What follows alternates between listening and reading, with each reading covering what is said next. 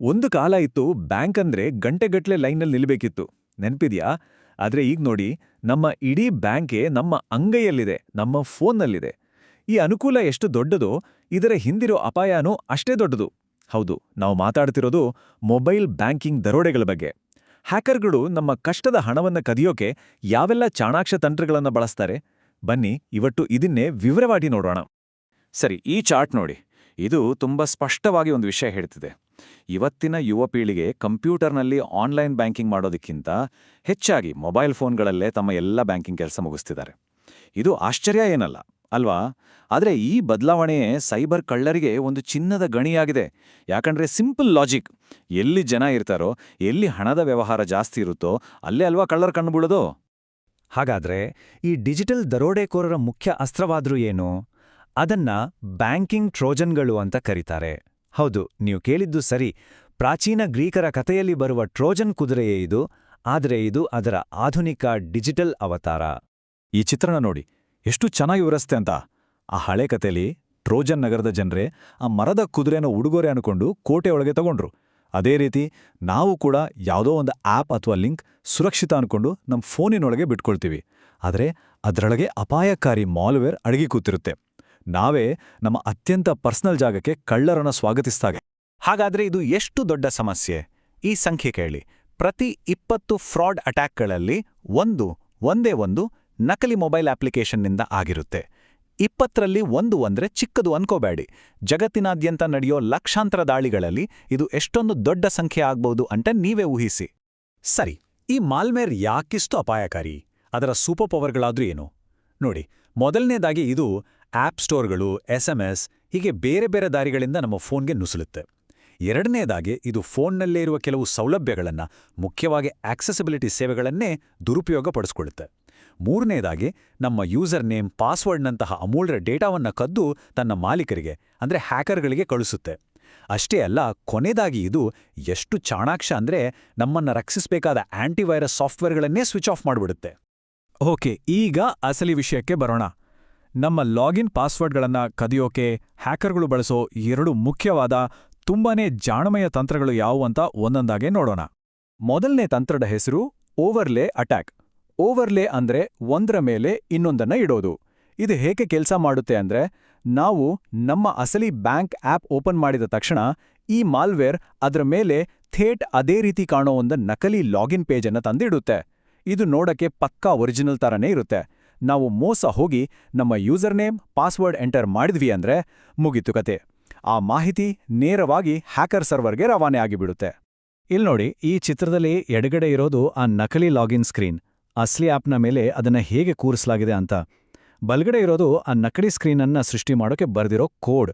ಇದು ಎಷ್ಟೊಂದು ಪರ್ಫೆಕ್ಟ್ ಆಗಿರುತ್ತೆ ಅಂದ್ರೆ ಯಾರಿಗೆ ಆಗಲಿ ಅನುಮಾನ ಬರೋದೇ ಕಷ್ಟ. ಎಂಥ ಹುಷಾರಾಗಿರೋರು ಯಾಮಾರೋ ಚಾನ್ಸ್ ಇರುತ್ತೆ. ಓಕೆ, ಇದು ಒಂದು ತಂತ್ರ. ಇದರಲ್ಲಿ ನಮಗೊಂದು ನಕಲಿ ಸ್ಕ್ರೀನ್ ಆದ್ರೂ ಕಾಣಿಸುತ್ತೆ. ಆದರೆ ಒಂದು ವೇಳೆ ಈ ದಾಳಿ ಸಂಪೂರ್ಣವಾಗಿ ಇನ್ವಿಸಿಬಲ್ ಆಗಿದ್ರೆ, ಅಂದ್ರೆ ನಮಗೆ ಗೊತ್ತೇ ಆಗದ ಹಾಗೆ ತೆರೆಮರೆಯಲ್ಲಿ ನಮ್ಮ ಮಾಹಿತಿ ಕಳ್ಳತನ ಆದ್ರೆ ಹೇಗಿರುತ್ತೆ? ಹೌದು, ಈಗ ನಾವು ಮಾತಾಡೋಕೆ ಹೊರಟಿರೋದು 2ನೇ ತಂತ್ರದ ಬಗ್ಗೆ. ಇದು ಮೊದಲನೇದಕ್ಕಿಂತಲೂ ಹೆಚ್ಚು ಅಪಾಯಕಾರಿ.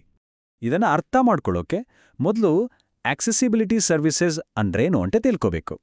ಇದು ಆಂಡ್ರಾಯ್ಡ್ ಫೋನ್ಗಳಲ್ಲಿರೋ ಒಂದು ಅದ್ಭುತವಾದ ಫೀಚರ್.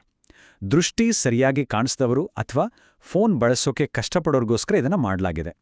ಇದು ಸ್ಕ್ರೀನ್ ಮೇಲೆ ಇರೋದನ್ನ ಓದಿ ಹೇಳುತ್ತೆ ಅಥವಾ ಅವರ ಪರವಾಗಿ ಬಟನ್ಗಳನ್ನು ಪ್ರೆಸ್ ಮಾಡುತ್ತೆ. ಅಂದ್ರೆ ಇದೊಂದು ಸಹಾಯ ಮಾಡೋ ಫೀಚರ್. ಆದರೆ ಕಳ್ಳರ ಕಣ್ಣು ಬಿದ್ದಿದೆ ಈ ಒಳ್ಳೆತನದ ಮೇಲೆ.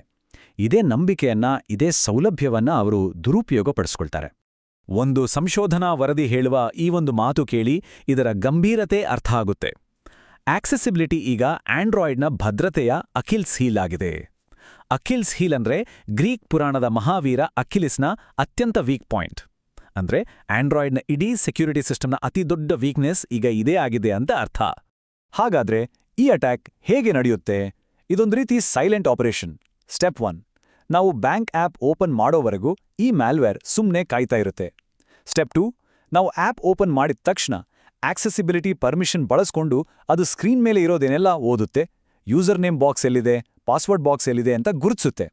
ಸ್ಟೆಪ್ 3, ನಾವು ಟೈಪ್ ಮಾಡೋ ಒಂದೊಂದು ಅಕ್ಷರವನ್ನು ಅದು ಸದ್ದಿಲ್ಲದೆ ರೆಕಾರ್ಡ್ ಮಾಡ್ಕೊಳ್ಳುತ್ತೆ.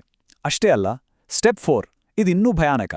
ನಮ್ಮ ಗಮನಕ್ಕೆ ಬರದ ಹಾಗೆ ಅದೇ ಕನ್ಫರ್ಮ್ ಅಥವಾ ಟ್ರಾನ್ಸ್ಫರ್ ಬಟನ್ಗಳನ್ನ ಕ್ಲಿಕ್ ಮಾಡಿಬಿಡ್ಬೋದು. ಅಕ್ಷರಶಃ ನಮ್ಮ ಫೋನಿನೊಳಗೆ ಒಬ್ಬ ಕಣ್ಣಿಗೆ ಕಾಣದ ಕೈ ಕುಳಿತು ನಮ್ಮೆಲ್ಲ ಕೆಲಸಗಳನ್ನ ನಿಯಂತ್ರಿಸಿದ ಹಾಗೆ.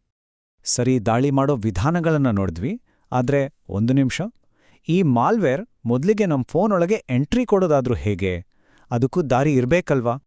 ಅದಕ್ಕೆ ಹ್ಯಾಕರ್ಗಳು ಬಳಸೋ ಕೆಲವು ಪಾಪ್ಯುಲರ್ ದಾರಿಗಳು ಇಲ್ಲಿವೆ. ಮೊದಲನೇದು ಸ್ಮಿಶಿಂಗ್, ಅಂದ್ರೆ ನಮಗೆ ಬರೋ ನಕಲಿ SMS-ಗಳು. ನಿಮ್ಮ ಅಕೌಂಟ್ ಬ್ಲಾಕ್ ಆಗಿದೆ, ಕೂಡಲೇ ಈ ಲಿಂಕ್ ಕ್ಲಿಕ್ ಮಾಡಿ ಅಂತ ಬಂದಿರುತ್ತೆ ನೋಡಿ, ಅದೇ. ಎರಡನೇದು ನಕಲಿ ವೆಬ್ಸೈಟ್ಗಳು. ಥೇಟ್ ನಮ್ಮ ಬ್ಯಾಂಕ್ ವೆಬ್ಸೈಟ್ನ ಹಾಗೇ ಕಾಣುತ್ತೆ, ಆದ್ರೆ ಅದು ನಕಲಿ. ಮೂರನೇದು ಟ್ರೋಜನ್ ಡ್ರಾಪರ್ಗಳು, ಅಂದ್ರೆ ನೋಡೋಕೆ ಯಾವುದೋ QR code scanner, photo editor, ಇಲ್ಲಾಂದ್ರೆ ಬ್ಯಾಟರಿ ಸೇವರ್ ಆ್ಯಪ್ ಥರ ಇರುತ್ತೆ. ನಾವು ಅದನ್ನು ಇನ್ಸ್ಟಾಲ್ ಮಾಡಿದ್ರೆ ಅದರ ಜೊತೆ ಈ ಮಾಲ್ವೇರ್ ಕೂಡ ಇನ್ಸ್ಟಾಲ್ ಆಗ್ಬಿಡುತ್ತೆ.